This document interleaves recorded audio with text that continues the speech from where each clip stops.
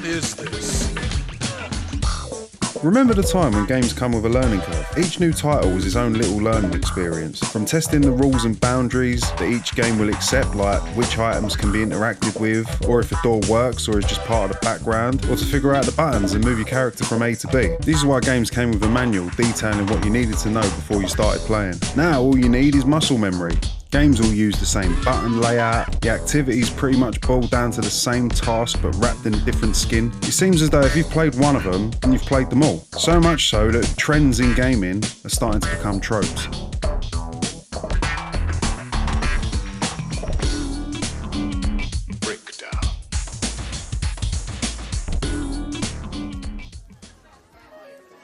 When you load up an open world game, what's the first thing you tend to look for? It's the high up lookout point, which is normally the first thing you're instructed to do or the only place that's marked on your map, whether it's climbing a cathedral, an old telecoms tower, or even a robotic dinosaur. You find whatever tower or high place where you can scan the lay of the land, which unlocks a fuck ton of icons for your map. Icons that show you where crafting items are located, or the next waypoint or mission. Sound familiar? Well, this has been the way that a majority of games have been built now, especially in the AAA space. It's almost as if the devs have been given a colouring book and the freedom to colour it however they want. I get why this design choice is used. It's understood by gamers. They don't need to print anything extra to instruct the player how to play. It's like I said earlier, it's now just muscle memory. Games seem to be played unconsciously, to the point where I've seen people give up on certain games because they deemed it too hard, just because they had to learn how to play it before they could jump in. We've gotten to a point where game design is so expected to be a certain way that any deviation from the norm gets the game some sort of status. Have you heard the expression, "it's the new Dark Souls" yet? This is a label that's given out to any game that you may need to learn and get good at before being able to steam your way through it and see the end. The Crash Bandicoot remaster got this label because for some strange reason, people forgot that the actual game was made to be challenging and not something that you can just bang out in a single playthrough. The game asks you to pay attention and learn from your mistakes. Cuphead is another good example. The game is designed with old school side-scrolling action games in mind, and it did an amazing job, but gamers have been complaining to the point where they're demanding an easy mode and a button to skip bosses. There's even a video going around the internet with some so-called games journalist attempting the tutorial, and you can't even get past it. But then you just get the old "it's the new Dark Souls" saying again, as if that's supposed to tell you something about the game. This is just how games used to be. Play any of the old Contra games or Gunstar Heroes, and you'll see that they haven't strayed too far from the formula that they used back in the day. And back then, people welcomed the challenge. Now we have people that feel so entitled to see the end of the game just for the simple fact that they parted ways with their money to get it. The mentality of knowing a game before you've ever played it has got people making demands on social media to change the game to suit them instead of actually playing the game and getting good enough to progress. Let's change the subject a little.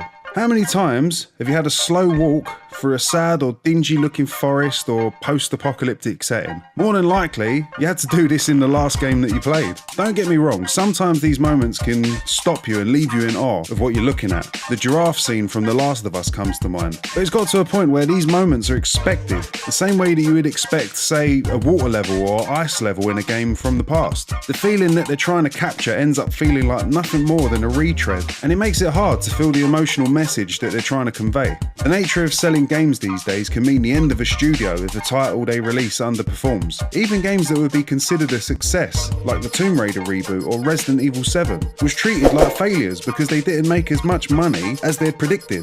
With their short-sighted outlook of needing to make the money back in the first month of sales rather than over a longer period of time, makes the developers have to go for what's trending at the time. Anybody else notice that every game seems to have a bow and arrow as a main weapon now? What about slow motion attacks? Maybe the bush that you can magically walk through and hide in without getting any branches stuck up your ass. I understand that developers like to learn tricks from one another and implement those in their own game. It works especially well on genre-specific games. I mean, look how Street Fighter 2 changed the fighting game genre for the better. It gets to me though when the majority of games that are released are trying to be everything to everyone. Every game has an RPG element, an open world element, a driving part, and the list goes on. If every game is trying to act like every other game, in turn, it will play like every other game. And this only stifles creativity and sometimes can even ruin franchises. Dead Space was a unique take on the survival horror genre. It took what worked from Resident Evil 4 and morphed it and changed it to fit into a completely different setting and scenario. Guns are replaced by mining tools, the character stays silent, and the game lets the atmosphere do the talking.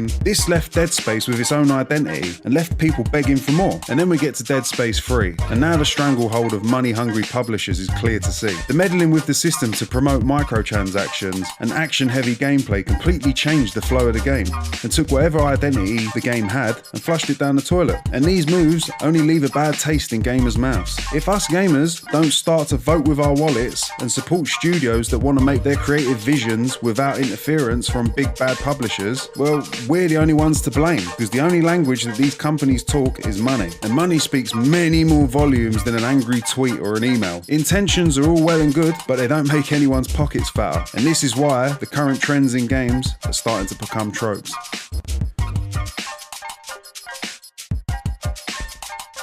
Thanks for watching the video. I hope you enjoyed it. If you did, leave a thumbs up. And if you're not already, subscribe to the channel. And I'll see you in the next video.